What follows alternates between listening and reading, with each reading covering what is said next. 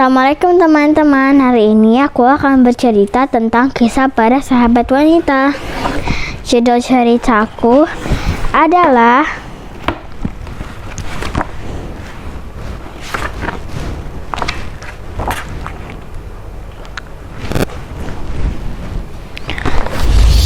Syifa binti Auf dan Khalidah binti Aswad. Syifa binti Auf termasuk penduduk Mekah. Ia menikah dengan Auf bin Abdu Auf dan mempunyai beberapa anak, Abdurrahman, Aswad, Atikah, dan Ama. Abdurrahman bin Auf kemudian ikut pertempuran Badar dan menjadi sahabat besar Rasulullah SAW. Aswad masuk Islam belakangan, tetapi ia sempat hijrah ke Madinah sebelum Mekah ditaklukkan. Syifa masuk Islam bersama putrinya, Atikah binti Auf. Mereka berdua berbaiat langsung kepada Rasulullah SAW dan termasuk kaum muhajirin yang hijrah ke Madinah. Syifa binti Auf wafat di masa Rasulullah SAW masih hidup. Allah Subhanahu wa Ta'ala memberikan kehormatan pada Syifa dan keluarganya dengan menjadikan mereka salah satu penyebab lahirnya sebuah hadis, yaitu tentang membebaskan budak atas nama orang yang sudah wafat. Abdurrahman bin Auf, putra Syifa, bertanya, "Ya Rasulullah, bolehkah aku membebaskan seorang budak atas nama ibuku yang sudah wafat?" Rasulullah SAW menjawab, "Iya." Khalidah binti Aswad termasuk kaum Ansor, jadi ia memeluk Islam dan berbaiat langsung kepada Rasulullah SAW setelah beliau hijrah ke Madinah. Ia bersuamikan Abdullah bin Arqam. Khalidah adalah muslimah yang berakhlak mulia, tetapi ayahnya mati dalam keadaan kafir. Khalidah mendapat penghormatan karena menjadi contoh dari tafsir sebuah firman Allah Subhanahu wa Ta'ala. Suatu ketika Rasulullah mengunjungi salah seorang istrinya dan di sana beliau SAW melihat wanita berwajah cantik. Rasulullah SAW bertanya, "Siapakah ini?" Khalidah menjawab, "Salah seorang bibi Anda dari pihak ayah." Rasulullah SAW bertanya lagi, "Bibiku di tanah ini adalah asing. Bibiku yang mana?" Orang-orang di sekitar Khalidah menjawab, "Khalidah binti Aswad bin Abdu Yahud." Orang-orang di sekitar Khalidah menjawab, "Khalidah binti Aswad bin Abdu Yahud." Rasul bersabda, "Puji syukur kepada Allah yang mengeluarkan yang mati dari yang hidup." Rasulullah SAW mengutip firman Allah, "Siapakah yang mengeluarkan hidup dari yang mati dan yang mati dari yang hidup?" Jadi maksud Rasulullah, Khalidah adalah orang mukmin yang berasal dari orang kafir. Orang mukmin adalah hidup, sedangkan orang kafir ibarat benda mati. Teman-teman, itu saja ya ceritaku. Teman-teman, aku lanjut ceritanya ya tentang Arwah binti Quraisy bin Rabi'ah dan Hamnah binti Jahsy bin Rihtab. Arwah binti Quraisy bin Rabi'ah inilah ibu dari Utsman bin Affan radhiyallahu anha, Khulafaur Rasyidin ketiga. Arwah menjadi muslim dan hijrah ke Madinah menyusul putrinya, Ummu Kulsum bin Uqbah. Di Madinah, ia berbaiat kepada Rasulullah SAW. Ia tidak lagi berpindah tempat tinggal dan wafat di masa kekhalifahan putranya. Ketika Arwah wafat, Utsman bin Affan menggotong ibunya itu yang dibaringkan di atas tempat tidur. Setelah ia mengalami sholat jenazah dan menguburkan ibunya di pemakaman Baqi, Utsman bin Affan sholat sendirian di masjid. Setelah sholat, ia berdoa dengan penuh haru. Ya Allah, berkatilah ibuku. Ya Allah, ampunilah ibuku. Hamnah binti Jahsy bin Rikhtab. Mus'ab bin Umair adalah pemuda tampan yang amat cerdas.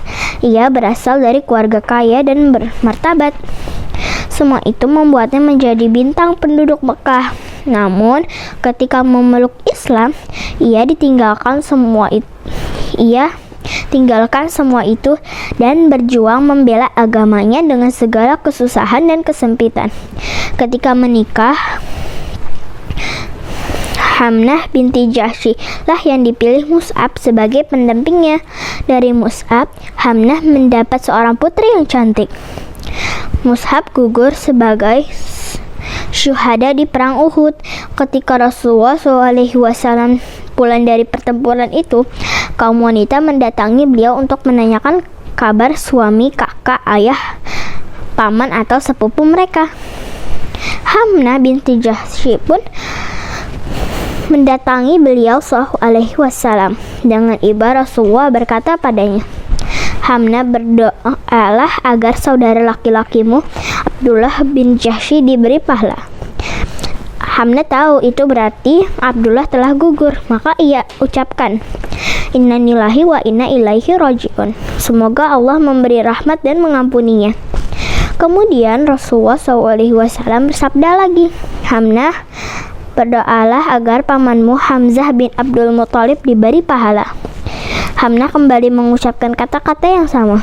Namun ketika Rasul bersabda, Hamnah, berdoalah agar suamimu Mus'ab bin Umair diberi pahala, Hamnah spontan berucap, aduh malang, ya Rasulullah, aku teringat anak-anak kami yang telah menjadi yatim.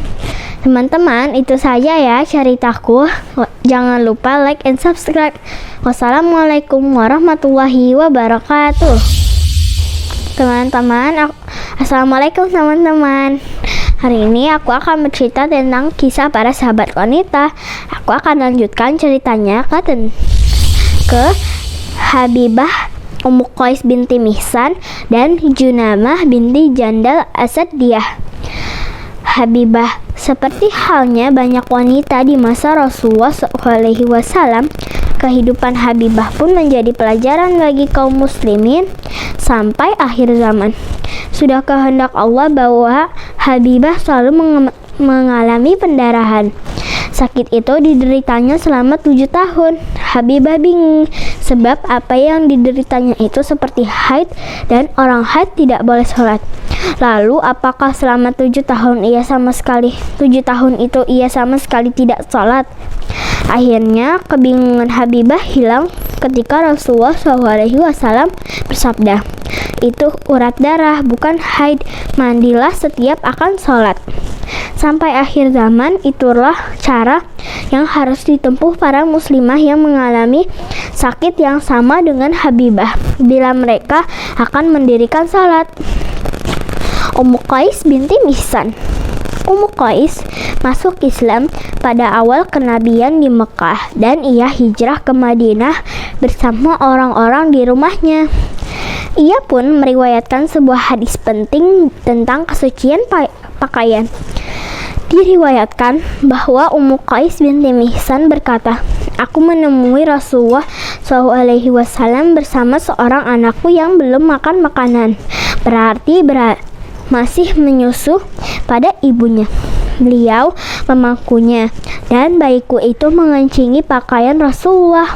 Beliau meminta air lalu memercikinya di atas pakaiannya dan tidak mencucinya. Berkat Ummu Qais, kita tahu apa yang harus dilakukan bila kita mengalami hal yang sama dengan Rasulullah SAW. Junamah binti Jandal Asadiyah. Ini satu lagi muslimah yang berjasa meriwayatkan hadis. Judamah masuk Islam di Mekah pada awal masa kenabian. Ia hijrah ke Madinah beserta keluarganya. Muhammad bin Umar berkata, Junamah binti Jandal menikah dengan Unais bin Qatadah yang ikut berperang di pertempuran Badar dan gugur sebagai syuhada di pertempuran Uhud. Hadis yang disampaikan Junamah diriwayatkan oleh Bunda Aisyah. Junamah mendengar Rasulullah SAW bersabda, "Aku ingin melarang hila. Kemudian aku ingat bahwa orang-orang Yunani di Persia sering melakukannya dan hal itu tidak mengganggu anak mereka. Gila menurut anak Malik bin Anas adalah bila seorang laki-laki bermesraan dengan istrinya ketika istrinya itu dalam masa menyusui." Teman-teman, itu saja ya ceritaku. Teman-teman, aku lanjutkan ya ceritanya tentang Sumayyah binti Khubbat dan Ummu Ruman binti Amir bin Umaymir. Sumayyah binti Khubbat. Sumayyah adalah ibu dari seorang sahabat besar, Ammar bin Yasir. Ia adalah hamba yang dibebaskan oleh sahabat Nabi yang lain, Abu Huzaifah. Ia termasuk ashabikunal awalun, orang-orang yang pertama kali memeluk Islam. Bila ada orang yang disiksa begitu keras karena berislam, Sumayyah lah orangnya. Bersama suaminya, Yasir, dan putranya Ammar, Sumayyah tetap tabah menahan deraan demi deraan. Padahal saat itu ia sudah berumur. Sampai suatu saat, Abu Jahal mendatanginya dan menusukkan tombak ke kemaluan Sumayyah. Ia pun gugur sebagai syahidah. Sumayyah adalah orang yang pertama syahid dalam Islam. Jadi sejarah mencatat bahwa syuhada pertama dalam Islam adalah seorang wanita. Ketika Abu Jahal mati di perang Badar, Rasulullah SAW berkata kepada Ammar bin Yasir, "Allah telah membunuh pembunuh ibumu, Ummu Ruman binti Amir bin Umaymir. Inilah ibu dari Bunda Aisyah, Ummul Mukminin." Awalnya Ummu Ruman menikah dengan Haris bin Sakhbarah dan dari pernikahan ini Ummu Ruman mendapat seorang putra bernama Tufail. Suatu hari Haris membawa istri dan anaknya datang ke Mekah. Ia pun bekerja sama dagang dengan Abu Bakar. Tetapi Haris kemudian meninggal.